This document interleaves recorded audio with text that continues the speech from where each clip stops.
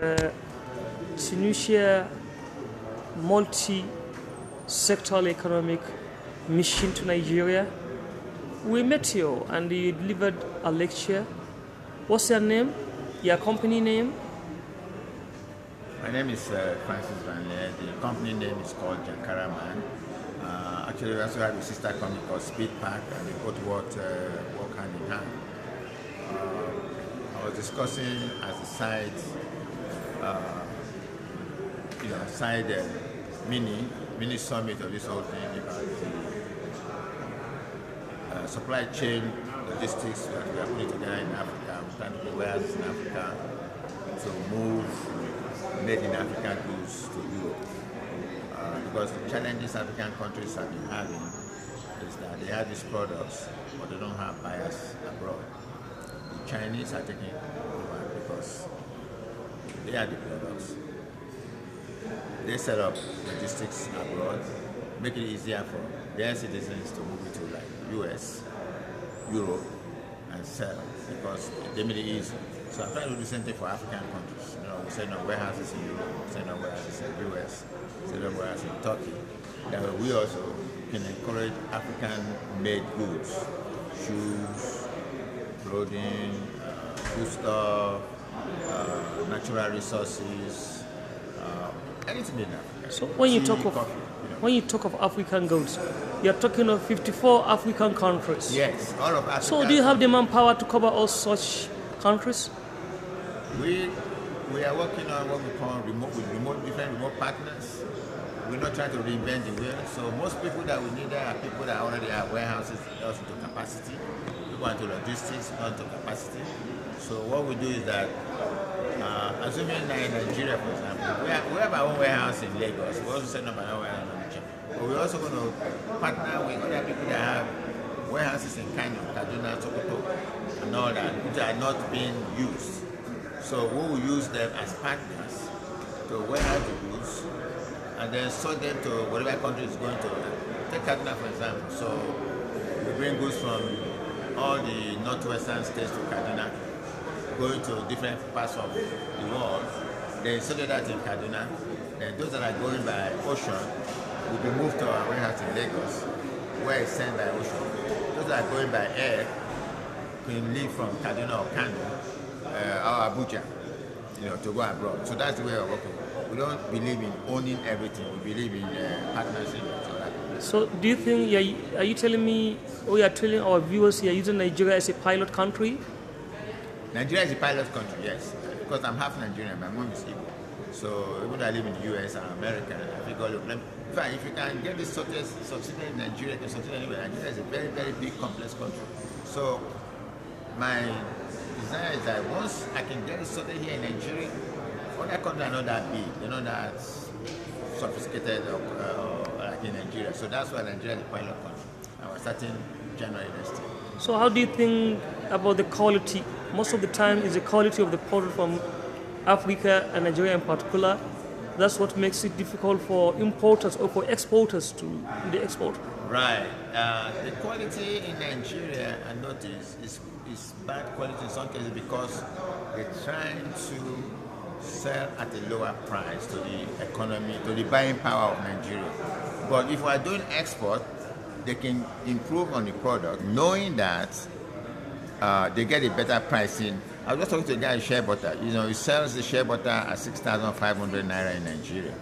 And then when we did all the costing, we're going to sell that same shea butter in naira price at 25,000 naira for a bottle as opposed to 6,500. Now, of course, just like when the Chinese people started, they have quality products and then they have inferior products. They sell the inferior products to third world countries, and the buying power is low, and then they sell the quality products to Europe, and the buying power is high. So whoever is working with us, we have to ensure that whatever they are selling is international standard. So you're talking of international standard. Do you have any plan to train the producers here in Nigeria to meet that standard? We do. Some international buyers will come down, just like Apple is doing in China.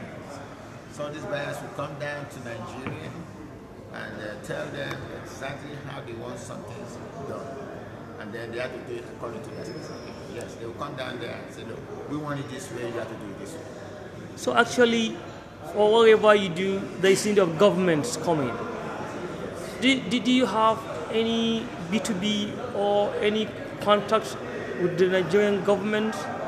Not directly, but indirectly. If the government listens to this thing, the only advice I would give to the government when it comes to this non-oil export, they should reduce the paperwork involved. See, in the US, in Turkey, in all these other advanced countries, there's no hassle in exporting. You just export. But over here, before you export, you need to fill a form, you need to go to the trade.gov website, you need to do this, you need to do that. So that's just, I don't even think they use the data for anything. You're just collecting data, I don't even use it.